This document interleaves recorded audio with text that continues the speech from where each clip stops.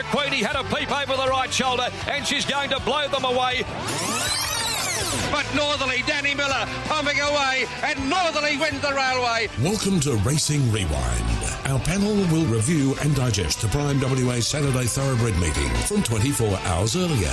If you have an opinion, send a text to 0427 789 571. Galaxy Star draws away from them. Pike Magician. Yes, night events at Ascot yesterday to work our way through. A very good morning to Rylie Morgan. Hello, Marty. How are you? Very well. And Richie Bell. Marty, Professor, how are you? All Rylie. rugged up. Richie, very good morning. I've just come out of the ocean, Yes. so I'm still shivering. Yes, the core temperature's still low. It is. What about yesterday? There were plenty of feature races to go through, but it was a day dominated by the Parnhams. Chris Certainly Parnham was. is back. 5 winners. He's going to be on the program a little later on. Yeah, well, plenty to unpack there. He's had a red letter day, Chris Parnham, didn't he, Richie? Sure has, and some of these winners were just outstanding, like Milan Cup in Dari was amazing in the last, and the Boss Lady put up a superb performance. We'll touch on them with Chris in just a moment. How did the track play in your opinion, Rylie? Played pretty red hot from a times perspective there yesterday, Marty. Both 1,000-metre contests, they broke 58 seconds and pretty comfortably as well. The boys ran 103 in the Perth Stakes, and we'll get to bustling later on, but Oscar's Fortune has broken 103 in the Roma Cup as well, Richie. So the track played seriously quick there yesterday with that warm, humid weather we had throughout the week. Absolutely, and great to see horses coming from back in the field as well and pounding down the centre of the track. So certainly you could win from anywhere, but no disadvantage to be back in the field, particularly later in the day. That Bluff Knoll form has held up as well, hasn't it? Coming out of that Bluff Knoll, we've had Oscar's Fortune, which of course won brilliantly yesterday. But you go right down the list. Laced Up Heels came out and won. Saloon Bar just got beaten in the photo finish. Thomas Magnum won yesterday. Yeah, it's a real feather in the cap to the Bluff Knoll from next year. Steward's Room, a couple of jockeys suspended. Michael Poy, Careless Riding, 19 days commencing midnight tonight. And Paul Harvey, Careless Riding, 16 days. And he'll commence his on midnight on Wednesday. So a couple of their suspensions. Wrong time of the year to be getting suspended. Poy and Harvey both out 19 days and 16 days. I thought that might have been the case watching that replay from the gym crack yesterday. Was that the one he received the suspension for, Marty? Michael Poy? Let me go back and have a look at that one. And Golden Kathleen. Yeah, I thought that was, watching that replay, that maybe that might have been in a little bit of trouble. But well, he was ducking and weaving, wasn't he? What about a zigzag from the 300-metre mark? And it would have taken a bit out of the horse as well. You know, you're reefing the horse out to the outside, to the inside. Yeah. It was a slashing run, though, wasn't it? Okay, so we need to get into our replays now. As we mentioned early on, if you just joined us, that Chris Parnham is going to be a special guest on the program a little later on. It's 11 past 8 o'clock. Racing Rewind. Here's the first. The home turn. Santa Bray, Hieronymus Bosch, but it's Soldanel at the 375. She set sail for the judge with a commanding lead. It's Soldanel. She set off War at the top of the straight, led by a margin. Flower on the Wind down the outside, followed then by Santa Bray. Oh, she's stopping quickly, Soldanel. She stopped in her tracks. Flower in the Wind grabbed her. Santa Bray coming at her now. Over on the outside, Santa Bray. Flower in the Wind. Flower in the Wind under the 60, finding from Santa Bray, who can't find. And Flower in the Wind is too good. Flower in the Wind beats Santa Bray. Page's turn third ahead of Hieronymus Bosch. Followed further back then. Okay, there's the Sebring mare. Flower in the Wind taking out the Boss Civil Handicap over the 2,200 metres. she's in career best form, Flower in the Wind, Richie. I think that's fair to say. She carried the 60 kilos yesterday, and for a horse who's been perennially hard to catch throughout her career, she's put 2 on the bounce now, and it's never easy to gun down such a tearaway leader as well. Yeah, I went back right down to her first couple of trials and all the way through, and she's always shown so much ability, Flower in the Wind, and the run that really caught the eye earlier in her career was the Belmont Classic when she ran second to Black Fantasy. That was a booming finishing run. They streeted the rest of the field. She only just got beat there, and we've seen what Black Fantasy's done since. That was July 2022. She then had a couple of heavy track failures after that. Might have taken something out of her. Had a little break, came back, was able to win over 1,500. And then she started stepping up in class over longer trips, and she kept looming into it, and you thought, maybe she's just lacking that killer instinct, and she was running the Force and the Fist. She was spelled again, came back early in this year. she's taken a few runs to get back into form, but she put the writing on the wall with a couple of placings behind Tiff's Lad, and now she's gone bang, bang. Yeah, absolutely, and Stevie rides her very well as well, Richie, as he did again there yesterday, and Neville's done a terrific job with her. We spoke to him on the show a few weeks ago, I think it was, Marty, and we touched on this horse and asked him whether he thought that she was going better than she ever has, and he brought up that preparation through that Belmont Classic and how well she was going at that stage, and he was saying that I think she's in a similar sort of headspace to how she was then, and that's why we're seeing the best of her this preparation. Yeah, that's probably about right. And Santa Bray, who ran second, I don't mind this horse coming from behind. I know that she was a bit sluggish earlier. It was expected to race much closer to the speed. It's led its last couple. It was able to win a weaker race leading and then faded last start leading. So I was quite happy to see Santa Bray sitting back and following Flower in the Wind and worked to the line pretty well, I thought. Yeah, I think Soldanel's a horse who's got undoubted ability, but her racing manners and seemingly inability to settle are really hurting her at the moment and costing her reaching her potential. I didn't mind the fact that Chris let her stride forward when she was just badly overdoing things, as she has a tendency to do, but she just never remotely came back underneath him in the run. Yeah, and didn't pull up that well, according to the steward's report. Pagey's Turn ran an honest race into third. Just got held up at about the 200 when it wanted to get going. I'd like to see it back to 1800 now off that 22. Yeah, I think that's about right. Yeah, 1800 is probably her sweet spot. And you're right, she did lose a little bit of momentum there, and they were packing up a little bit there at the 250. Hieronymus Bosch got a bit lost back to last on the corner and was again working home solidly, but it's a very hard horse to catch. It will win one of these eventually. It's got the ability. Okay, race number 2 was Maritz Air Conditioning and a Solar Handicap over the 1,000 metres. Look at him, he's got the neck arched and the ears pricked and he's chewing steel. Sky Duke, a neck clear, Lexington City, Capital Flight, 3 deep. A length and a half, Thomas Magnum, Street Parade, Premium Choice has got the task in front of it, so Super Session into the straight, Sky Duke, Lexington City, they pair off, 200 to go. A length and a half to Thomas Magnum, picking his way through between them now, and then Capital Flight, Street Parade, Lexington City, Thomas Magnum. Thomas Magnum's got up on the inside of Lexington City, and Thomas Magnum has just won from Lexington City.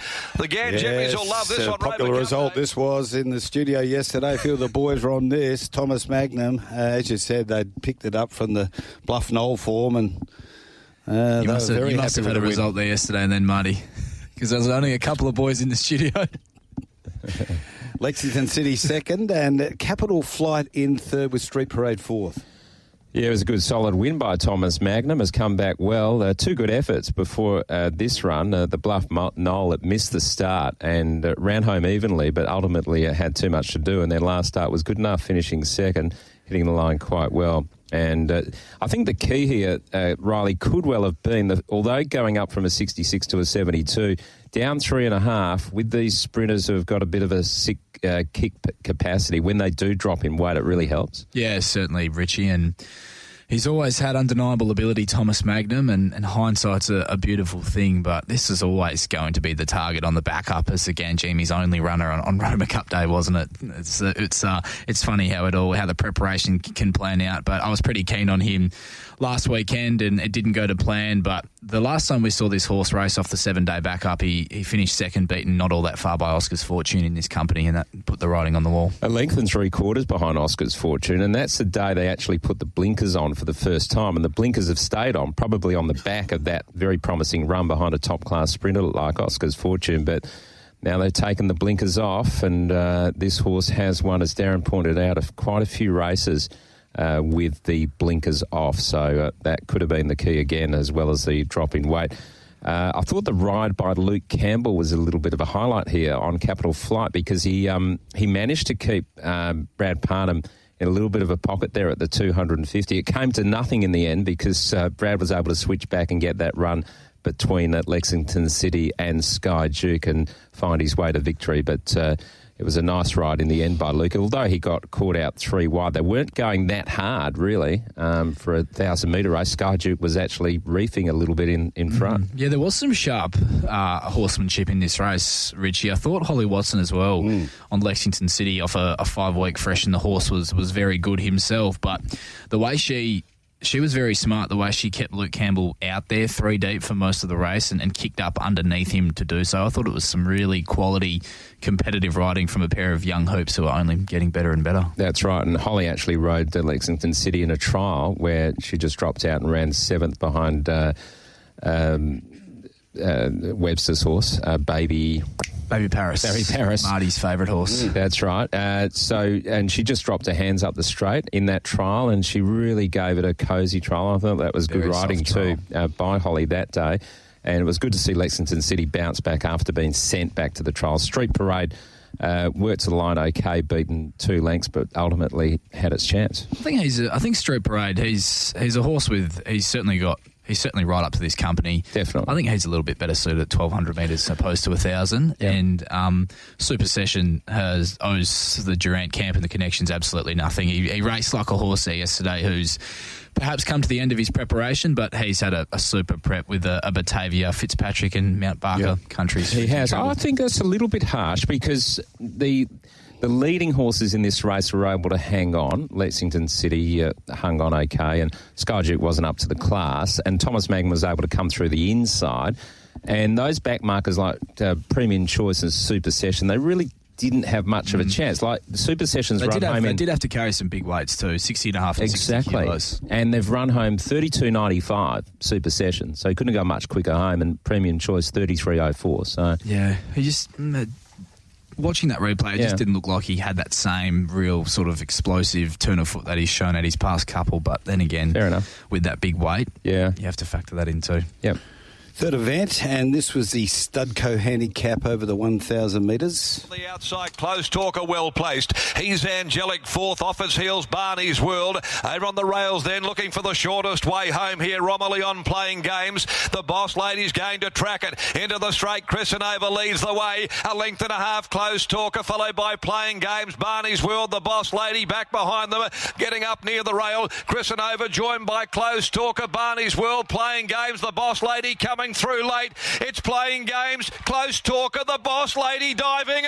Oh, that was close. That's awfully close. I don't know. She might have got it a nose, but it's awfully close. Hold on to your briefs, the Boss Lady, or on the outside of her. Close talker with playing games. Well, this was a very, very tight 3-way finish. And when the freeze frame went up, it was not that far off a triple dead heat. I know. It was a remarkable win, to be brutally honest, and performance first up by the Boss Lady. And on review, Richie, she didn't exactly bomb the start, but she just really failed to muster at the same speed after bounding that the other horses had early when she found herself 3 to 4 lengths last after about 100 metres of the race, Rich. And then under the circumstances, Chris Parnham elected for the shortest way home, which was ultimately the winning move on what was, as we've touched on, a real red-letter day for him. Yeah, you're right. Only missed the start about a length, but you could have been fooled thinking she missed it 2 or 3 because after 10 metres she was just sluggish seemingly and couldn't keep up the pace, but was tailed off 4 or 5 lengths behind the second last horse at one stage and gradually picked up into the race. It was a magnificent win. She's always shown so much. I remember calling her maiden win at Northam. Gee, that was a race, and as it turned out, on that day she beat Star Rating, and I know they went there, the Kersley camp, thinking Star Rating could win that maiden first up. She got held up at Star Rating, and the Boss Lady came down the middle with momentum. But she's done some really good things in her career, and last campaign she really stepped up after that Northern win. A couple of times she's actually sat pretty close to the speed. Over 1,100 one day she sat third the fence. Over 1,200 she sat third the fence. But she won over 1,200 and then went straight to the Champions Fillies over 1,600 a week later. Far from disgraced in that run as well. It was a very good effort because she had to pull around heels at the 250 and was closing in a little bit over the final stages. That was, of course, behind the very smart Keshi Boom. So she's definitely got a big future. She's run home in 33.39. They've run 57.58. Yeah, quick time. Yeah, very quick time. Quicker than the Thomas Magnum race. Exactly, and yeah, she's come back better this campaign, I have no doubt, and she's a horse who's only going to be better suited 1,100, 1,200 metres, Marty, and yeah, Michael Lane's certainly going to have some fun with her, that is for sure and certain. But yeah, 57, 58, that is scorching. It's a time, really good run. and to run that time and win from where she was in running, that's a fair performance. It's comfortably one of the performances of the day there yesterday from the Boss Lady, a horse who I expect to only get better. And at her third start for the preparation as well, off the back of that run yesterday. Well, those mares races over the carnival are going to really suit her. Absolutely. She's definitely got a big race win in her.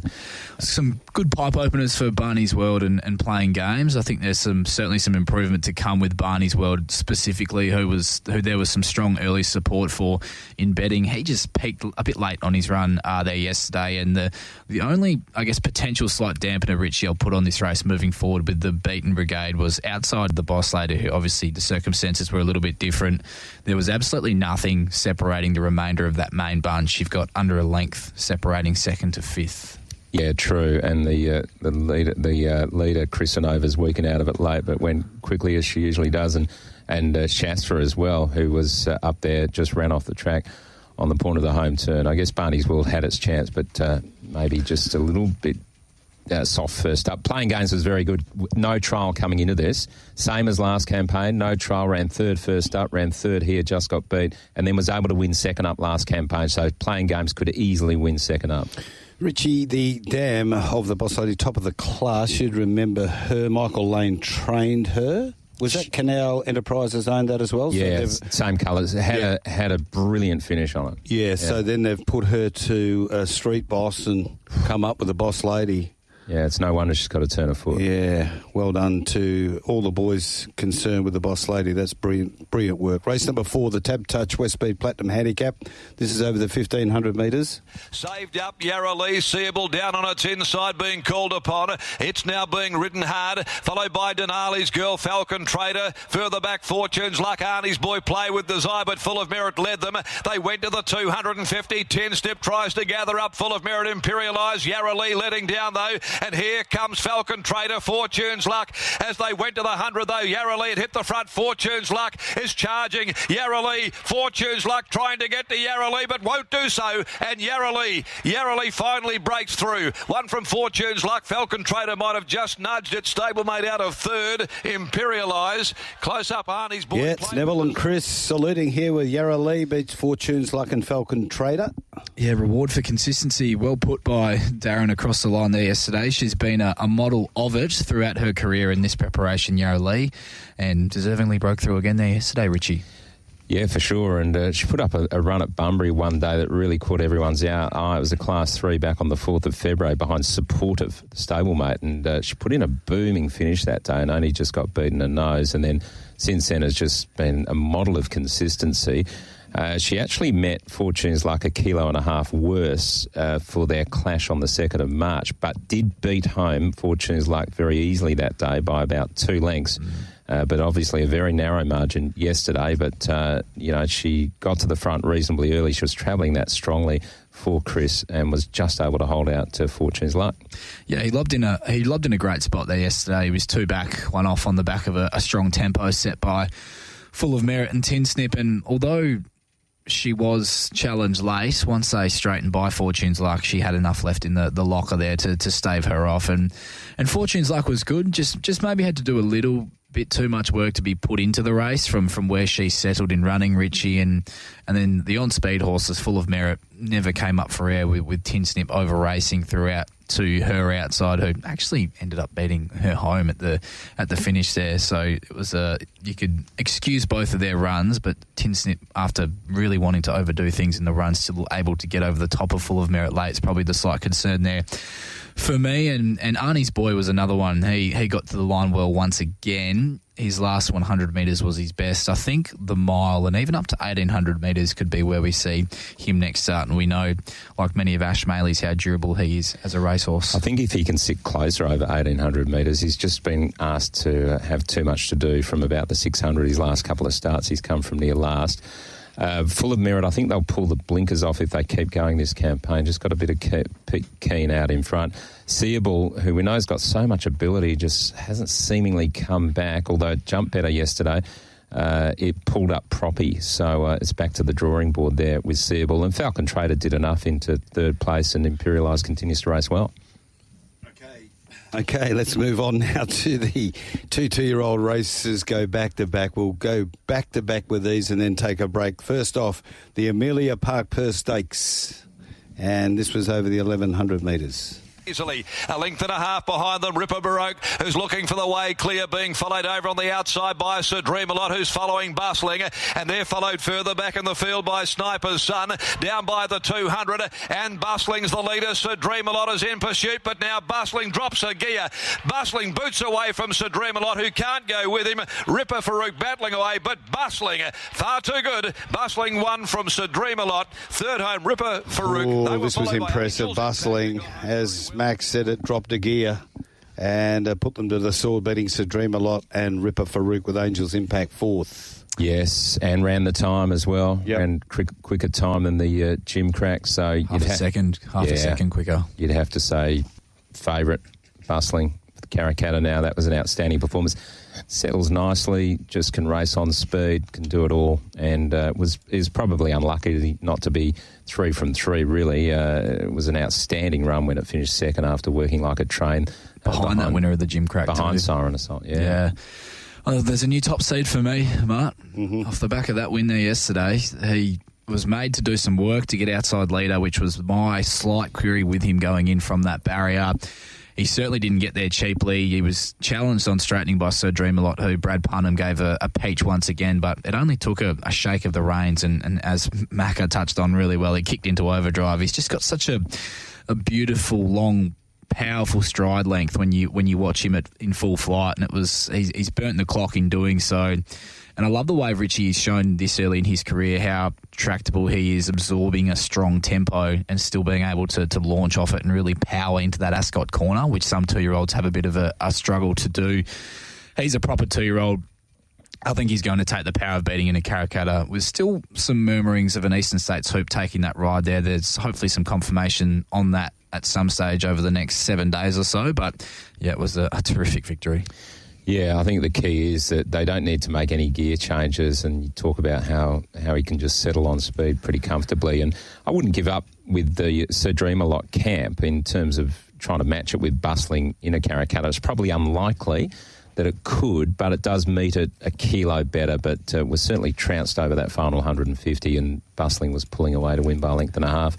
He was good late. He wasn't weakening late, Sir Dreamalot. No. I thought he was still really strong through the line, which is a positive sign. Held his ground and held out to the grey Ripper Farouk, who battled on well after sitting third. Angel's Impact was good again, but just has to give away too much start and ran into fourth place. And Prince Epaulet and Beyond the Wall both ran okay. Prince Epaulet was working the line. He could end up maybe getting to a size. There's a big go in the betting late as well. I know that Schmoove Mover came out of the race there, Marty, but there was still, this price just continued to shorten and trim up in the last 5 minutes of betting there yesterday. As you said, he's foolproof. Worked a little bit to get to that position, but then just you don't see them sprint like that from the breeze very often, Rich. No. Correct. No, it was beautiful to watch, just streaking past the leader and bolting home. Okay, now let's talk about the Furphy Jim Crack Stakes over the 1100. Dazzling speed, pace to burn, in fact. Led at the 400 by 3 Sinful Living. Pikes allowed to let the favourite go. Golden Veil down on the inside. Blue Rocket going up stylishly on the outside is Siren Assault, though, with a runner. Travels into the race very well from Divine Beautiful. And they're followed further back behind them. Golden Kathleen threading her way through. Siren Assault surges to the lead, though. Earthstorm is flooding home from well back, but Siren Assault's kicked away. And Siren Assault, much too good, won the Jim Crack brilliantly. From the stablemates, either Golden Kathleen or Earthstorm, they split it together. Heavy Metal at tiny. Okay, there it is. The Jim Crack taken out by Siren Assault. Sean and Jake Casey. Chrissy Parnham beats Gold Kathleen. Earthstorm, Heavy Metal. Bit to unpack from this one, Rich, I think. Yeah, particularly Golden Kathleen. It was an outstanding performance. We'll start with the winner in Siren Assault, whose win certainly can't be undersold there yesterday. She's lobbed 3 wide and working without cover the entire and was still holding her opposition through the line. And this early in her career, we've just seen how versatile she is. She's won deep on the course, Rich. She's won from off speed. She's won leading at a very fast tempo. She's ticked almost every box you can tick at this stage leading into the big one in a couple of weeks. Yeah, her manners just keep getting better. Of course, first up, she was difficult to load and had a bit of a troubled run that day and did race greenly up the straight, but we haven't seen that since. She's going really well, and she could easily win a Karrakatta. She's already got the win over Bustling. We know Bustling did do a lot of work in that run, yeah. Did a lot of work, and it could have been easily a different result if you reversed the runs. But in any case, she's got that win. She's gone on with the job, and if she draws well and Bustling doesn't, she could be right up there in the market with Bustling, vying for favouritism. Yes, Golden Kathleen, you touched on, Richie. There was huge money for her very late, despite the awkward-looking map on paper from that barrier, and she was slow away, ended up near enough to last with Michael Boy opting to duck back to the fence to ride for luck, and we know watching that replay she was briefly chopped out when she looked to be working into the race very strongly and still picked up again late to grab second, but there was a bit of contact on the way through, that's for sure. Definitely. You saw her half dip even. So for her bounce off that and then keep running through that gap, forging into second place, I thought was an unbelievable effort. And she can win a Karrakatta. I've got no doubt about that. Agree. Earthstorm was terrific again, running home well, was able to edge past Heavy Metal as they made their runs together. Heavy Metal was certainly good enough to find Beautiful, battled away, and maybe Marty Golden Vale. Is that about it? Yeah, for me it is. Yeah, it was before that race. Let's have a look at the Karrakatta plate. Bustling is $4. Siren Assault is $4.60. Golden Kathleen $5.50. Golden Vale $7.50. Earthstorm $9. Dreamalot $11. Heavy Metal $12. Schmoove Mover $14. And then Diamond Dancer and Gold Maker both at $18. Angels Impact is $21. They're the latest markets from McGinnity for the Karrakatta plate. I think off yesterday, I have to just elevate Bustling to top seed over the top of Golden Kathleen. But I think you do have to also pay respect to what Russell Stewart said earlier in the week. Golden Kathleen, Richie, she was fresh off 7 weeks between runs and that she would improve off what she did there yesterday, heading towards being prepped at peaking for that Karrakatta plate in a couple of weeks' time. So I think she'll only get better if that checkered passage she had hasn't taken anything out of her moving forward, but I think she'll only improve off what she did there yesterday. So Bustling and Golden Kathleen, the two key chances for me. Okay, and we said that on Straight Up, that'd be the sort of run we'd probably get and would make Russell happy from barrier 9, out the back, flash home late and be cherry ripe for the Karrakatta plate. Yeah, that's right. It's looming as a really great addition to the Karrakatta. You feel that there's good depth amongst these 2-year-olds? Yeah, certainly more so on the fillies side than the boys, I think, at this stage from what we've seen. But the boys are favourite. Yeah, exactly. Earthstorm was another super run there yesterday, and she's still looking for a bit further. I think she's going to be a nice type that heads to a size post the Karrakatta, and just a little sneaky for a size as well, looking a bit further ahead. Once again there yesterday, Richie, this horse started $201. I really like the run of Gold Flakes for Neville Parnham. I thought it was another really good run there yesterday, and off her debut performance, it was a silly price, $201, and she wasn't offered a great deal of luck there in the straight either. She got balked out of it about the 250 when Golden Vale was forced to shift out because of a movement underneath her, and she sort of half had to stop in her tracks there, Gold Flakes, and then was finding the line again. I agree that 1400 is going to be absolutely ideal.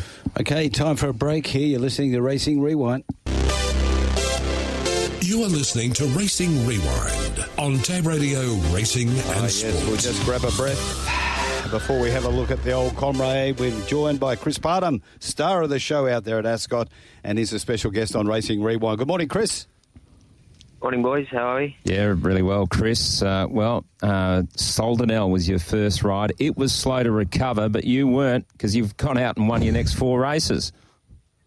Yeah, no, it was interesting sort of day. Started off a bit strange. I think I thought it was a 1,200 metre race. So went a bit early, but you thought it was a trial down the back straight at Lark Hill.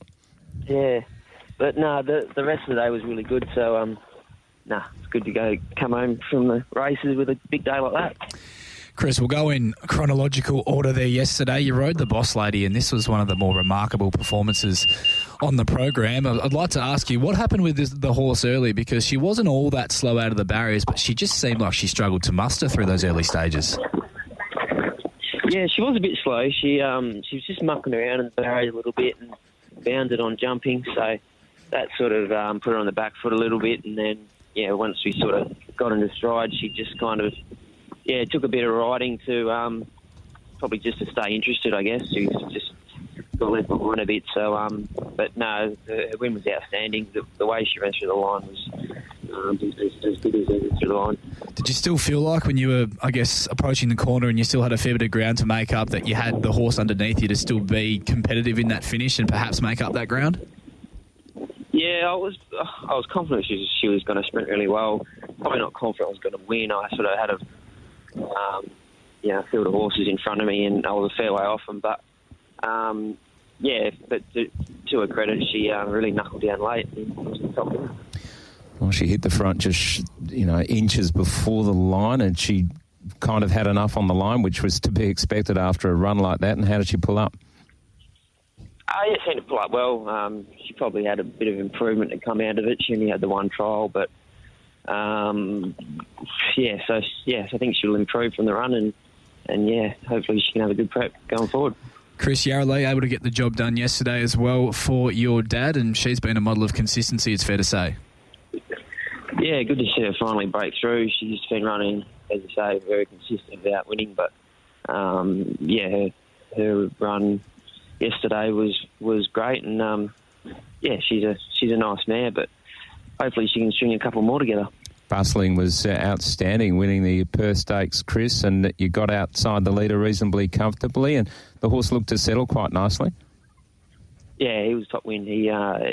He's pretty professional. He sort of just jumped out and found his spot outside the leader, and then kicked in the corner. Probably did a little bit wrong, sort of late. Like he wants to lay in a bit, but he's quite a nice horse heading forward. Chris, you rode a couple of very impressive 2-year-olds there yesterday. I'm interested, and you don't have to answer the question exactly at this stage if it hasn't been confirmed, but do you have a ride locked away for that Karrakatta Plate in a couple of weeks? No, I haven't confirmed with a ride yet. Just probably going to see how the dust settles from yesterday, but obviously Siren Assault, she won quite impressive, so she's probably the leader at the moment, but we'll just see how they all come through their runs. And let's talk about Siren Assault. You're able to get in behind the leaders. Always seem to be just a little bit more than 2 off the fence. Yeah, she champed a little bit deep throughout and probably had cover for the first couple of furlongs, but lost it passing the half mile. But she was really strong through the line. She obviously did it a bit tough, but she's a nice horse heading towards Karrakatta. Yeah, she's really shown her versatility early in her career, Chris. It's fair to say she's won from leading on a pretty fast tempo as well. She's won from off the speed, and she's won wide and working, doing a bit more bullocking work than her opposition as she did there yesterday.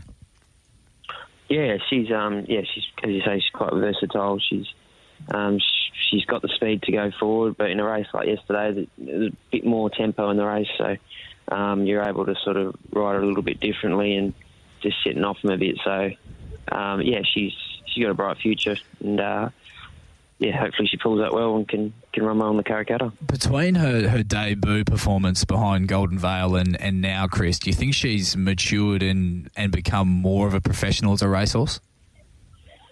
Oh yeah, no doubt. Yeah, she's sort of had a good spell after that initial run and come back. Yeah, she's quite a strong sort of horse for a 2-year-old filly. So, she looks like a real professional 2-year-old.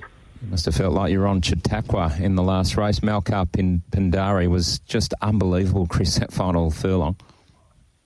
Yeah, she's a really good mare. she's going to win better races than this. She gives a black type sort of feel, and the way she won yesterday probably only backs it up further. She really let down strongly, so excited to see what she can do going forward. Heading up to Geraldton for the Tap Touch Geraldton Gold Cup today. You're riding Manavendra, well in the market, drawn a bit awkwardly. He's going to take a good ride. Yeah, drawn awkward, got a big weight, but I'd imagine he'd just we'll just ride him pretty conservative early, and then see if he can work home late. Yeah, he was sort of ridden like that when he won the Esperance Cup, wasn't he? Back in the field and coming from back. He may have been a little bit close last start in the Albany Cup last week on the back up. Chris, you've had a fantastic day yesterday at Ascot. Let's hope you get amongst them again today, Gerald, and thanks for coming on Racing Rewind. No worries. Thanks very much. He's a gun, Chris Parnham, and showed him how to do it yesterday at Ascot. Rich? Sure is, and she's got some rides today. He's got Kiraluri in race number 3. It's a $2.80 chance, and then race 5, Chris will be on Decoration as $1.90. In race 6, Defending at $2.15, and in race number 7, Madame Magic at $3.60 second favourite. So he could easily come out with a treble. Okay. Did we finish off the Gem Crack Stakes, or did we have runners to look at? Yeah, runners to look at. Yeah, that was about it. That was it? We'd pretty much covered all bases there, Marty. I think we can move on to the Old Comrade. Let's go to the Old Comrade. It was over the 1,600 metres. Up by Parnham, chasing his 5th winner today. Then Media Baron on the inside of Rockanori, who looked to be tracking into the race well behind Bruce Almighty. Away from the inside, Mojo Rhythm playing Marika. Tin Chooks with the job in front of it. Last of all, River Rubicon. Balancing up, Mood Swings. Now draws a length and a half clear from Weapon Son. Bruce Almighty. Mojo Rhythm gets into the clear. Media Baron's getting home on the inside. Mood Swings, Mojo Rhythm, and now Tin Chooks. Here comes Tin Chooks. Tin Chooks over the top. Grab the lead, and there is a win. He's announced himself today. Tin Chooks has won from Mojo Rhythm. There's a lot of talk about Tin Chooks and whether or not it should go into this race because it'll, murder a lot of points. But Kieran Regan was steadfast in his resolve that Tin Chooks would go into the Old Comrade, and it was a big win. Yes, Macca said that was a win. And then the phone started ringing, I noticed. I thought that was your phone. Look, this horse has always shown a fair bit. Now, it's funny because Kieran has had to go back to the drawing board a couple of times. He ran second in the trial at Lark Hill, and Natasha Faithful rode it behind Alaska lot, and that showed that it had something. It then came out in the maiden. I actually thought it was a chance in that maiden. It ran last. He tipped it out. It then went to York on the 11th of May, 2023, and really reached for the line. It finished 3rd, was about 7th on the corner, and she's got the lot, won that race quite comfortably. She's got the lot, it's got ability. And that sort of marked the horse's, it had something. It showed that it really wanted to find the line and had a strong finish. It then went to Belmont, went 1,100 to 1,400 and won a maiden sensationally with Austin Gallardi on it. Absolutely stormed home. And then it came out and ran last in a Class 3 at Pinjarra. Again, it was back to the drawing board. Worked back into a bit of form. Ran in the Aquanita over 2,000. That was behind upper limits. Wasn't disgraced, finishing just worse than midfield. Then came back, ran second to Starry Heights when Starry Heights was flying. And then we've had this campaign just now, which Rylie can talk us through. Yeah, it's been what a rise this horse has made, this campaign alone. And we speak, Richie, he's always shown glimpses of real potential and ability, but he just has lacked that consistency and maturity. And now he's furnished into that racehorse that Kieran Regan's always hoped that he would become. He went from a Class 5 victory to a no metro win to a 66 plus, and now he's a listed Old Comrade Stakes winner. It's been a remarkable prep, and what I loved about the Stevie Parnham ride was that he just never panicked there yesterday at any stage, Richie. He probably ended up a bit further back than what I and he had probably anticipated in the race there yesterday. He just kept the horse happy. He peeled out through those middle stages to get 3 deep cover on the back of playing Marika, just to keep him out of harm's way and make sure that he was in clear air as they were approaching from that 600, approaching the corner. And The turn of foot he showed once he balanced up was just dynamic. He really ripped away from them. And I know he did have some weight pulls on the horses, on the other horses in the race that he was up against there yesterday, Richie, but this was a very, very impressive victory. Yeah, and although it was a listed old comrade, I go back to that run at Pinjarra on the 25th of February, and I would say actually not that much between that run. When he beat Lord Gannicus that day, he was getting chopped out at the 250. At the 200, he got clear. He's made up about 4 lengths in a twinkling to get over the top of Lord Gannicus. It was an amazing win. If they'd opened up a market, that was back on the 25th of February on the old comrade after that day, and he came up 50-1, you would have jumped on after watching that win. It was an incredible win. But he has definitely kept on improving, as you say. Improved. Horses do it. I've looked. There's nothing in the gear changes. How's the money for this horse yesterday? It was in its absolute droves they backed this. Well, Kieran gave an interview on Friday morning, and he sounded confident. And then behind the gates, I was watching at home, it looked magnificent, Tim Chooks. Its coat was shining. It looked in sleek condition. It was ready to go, and what a barnstorming finishing run. So Mojo Rhythm, we said the horse would be ridden back, got the opportunity to win the race, just beaten by one better. Of course, gave 3.5 kilos to Tin Chooks. Yeah, well, you have a look at it, and Mojo Rhythm's run fifth off the top of my head in a railway stakes, and he's only spotted Tin Chooks 3.5 kilos. And Tin Chooks has gone flying straight past him. So, well, River Rubicon, he's already won a listed race grandstand. This preparation. Pinjarra Classic. He won the Pinjarra Classic. Yeah. And River Rubicon's run wasn't really a surprise. It's come from the back of the field, and we've got to touch on the fact that the leaders did compound in this race. All the leaders, first, second, third, fourth, fifth, finished back in the field, and the first 3 place getters were third last, second last, and last. So it was a completely different race to the Grandstand Cup. River Rubicon was in that Grandstand Cup, got out of its ground, made late ground, but it was a day where it was just pretty hard to do so. And before that in the Bunbury Stakes was against the pattern coming down the outside and made good ground as well. So he's actually been going really well since that listed win. Yeah, I completely agree. And it's interesting because they really seem to pack up on that corner, Rich. I don't think there was an overly great deal of tempo in this race. I think Luke Campbell got to the front and they just sort of rolled along. So, yeah, it was I think those horses that were back in the field, you can add a bit more merit to their performances too. We need to get to the AC Milan Cup over the 1,100 metres. It's the Roma Cup. Just behind those, Gemma's Son. Hot Z next, the rail followed further back. Behind those, the favourite Amelia's Jewel. Pat just sitting back there coolly at the moment, but the leader's got a break on them. Acromantula straightens for home. It leads by 2. Oscar's Fortune coming around its heels. 3 lengths away then is Amelia's Jewel. She's being tested as Oscar's Fortune hits the front. Oscar's Fortune clear. Amelia's Jewel trying valiantly. Oscar's Fortune in front of Amelia's Jewel, and Oscar's Fortune has upset the favourite. Oscar's Fortune beat Amelia's Jewel. Ripcord, Gemma's Son. Yeah, there it is. Oscar's Fortune holds out Amelia's Jewel. Ripcord and Gemma's Son back in 4. Triple Missile makes up ground into 5th. He's a good horse, Big Oscar. Oh, he's a good horse. All you got to do win a sprint race in Perth at the moment is just follow the big A up to the home turn, Acromantula, and then peel off it and go past and win the race. And Oscar's Fortune was able to do that, but it got past him Acromantula very quickly. And it was pretty clear from about the 250. And just listening to Darren's call, he picked up on that. Even though Amelia's Jewel was getting into her gears and motoring, the break was just going to be too big. But I thought Amelia's Jewel, Rylie, was terrific. Yeah, she was. She certainly was. But at the same time, he can win a quokka, Oscar's Fortune. He could. I think he can win a quokka. Yeah, he could. I think Amelia's Jewel will be able to turn it around on Oscar's Fortune, though, with even luck.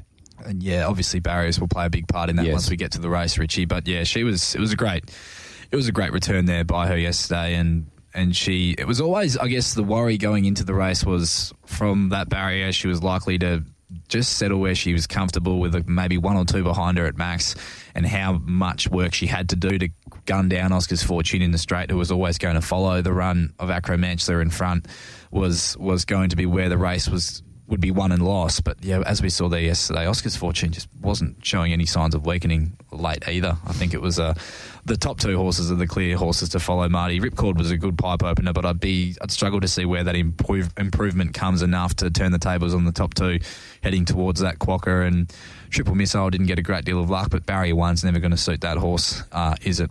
No, that's right. And Ripcord, Luke's talking about this horse being more of a 1,400-metre horse, and just the way Amelia's Jewel put the gap on Ripcord there at the 250, although Ripcord did make a touch of inroads there over the final 25 metres or so, it's hard to see Ripcord beating Amelia's Jewel in the Quokka. Looked like a perfect pipe opener for her going into the Quokka, but I take your point, Oscar's fortune. I think Ripcord will get a lot closer next time they meet. Yeah, let's go to the last. What a win this was in the Peters Investments handicap over the 1,200. Then Lyndon's Gold, 2 lengths, Halatorian, Divine Pair. Back there in the field, Malcar, Pindari and Count the Sessions on the point of the turn. They'd straighten and cross. Statement kicks clear, led by 2 lengths on Kelvin. Vampire Play gets into the clear, comes around the heels of Cross Statement. Halatorian getting up near the rail. Where's the favourite? She's still further back, Malcar, Pindari, but she's finishing brilliantly. Oh, look at Malcar, Pindari down the outside coming across Statement. She'll get up. What a win.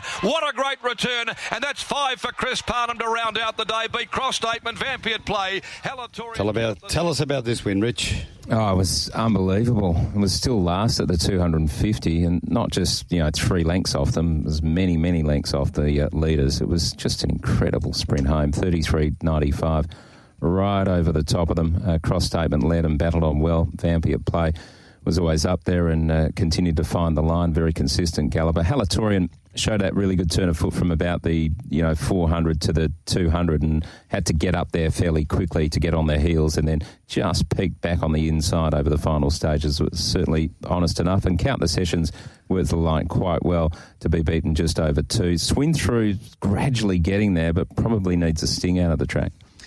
Terrific push, I think, in our conversation, Marty, we just had with Chris Parnham, that he's mentioned the words black type for this horse moving forward. And I think off what we saw yesterday, the turn of foot, once they threw the blinkers onto this horse, she's been a revelation. Yeah, that was that maiden win at Belmont where she came from last and just came down the outside, cartwheeling home to win by about 2 3/4. And from that point on, she's just looked absolutely amazing.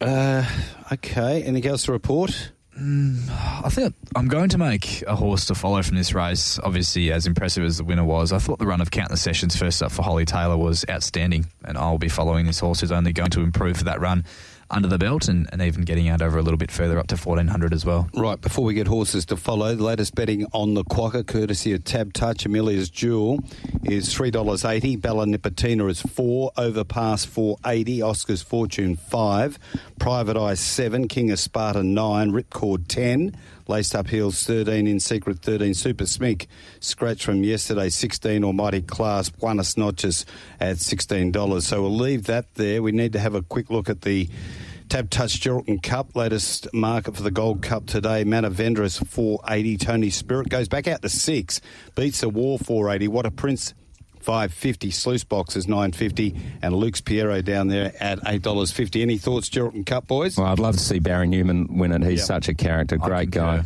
Yeah, and he's got What a Prince here. That would be wonderful to see, and not without a big winning chance. Egg White's out, by the way, so field of 13. But I'm hoping What a Prince. Manavendra has had a long campaign. Rylie, can it keep going and win another country cup? I'm probably just going to take a set against those horses, those well-travelled horses who've had some pretty rough campaigns with the mileage that they have been covering. I think Beats of War missing that Albany Cup certainly going to suit him. Agreed. I'd love to see What a Prince get it done for Barry Newnham. And a sneaky down the bottom, Zachariah Bowe, that former round flower in the wind, got franked yesterday, and he's going in career best form for Greg Buglehole, and proved the staying trip last start isn't going to be of any issue to him. Yeah, my sneaky down the bottom's Mombasa, but I'm with you. Beats a War, What a Prince. On Racing Rewind, it is time for the boys to look back and determine who are the black bookers, the ones to be on next start, the horses to follow. Horses to follow for me from yesterday. I'll be surprised if Bustling jumps $4 on Karrakatta Plate Day. Barriers obviously permitting, but a start price of any greater than that, and I'd be surprised, that's for sure. The Boss Lady as a winner, I thought that was a remarkable performance there yesterday, and Count the Sessions from that final event on the program up in trip second up. Okay, the one for me is going to be Playing Games. I think it can win second up if it draws a gate for Merrill Haley and Lactar. Just one for you, Playing Games. Rylie, enjoy your game of footy today against Peel. Thank you. Big match. Can you win? We can. Good. Absolutely. Thanks to Sophie Stone for all the hard work. Richie, thank you for coming in today. Beautiful. Thanks, Marty. Donnie on the text line said you're the best. Still got Donnie. fans Got a fan out in there, Donnie Rich. Still got fans out there, Richie. Mr. Martin, that would be. Also to David Short for coming in earlier on today and helping with the aftermath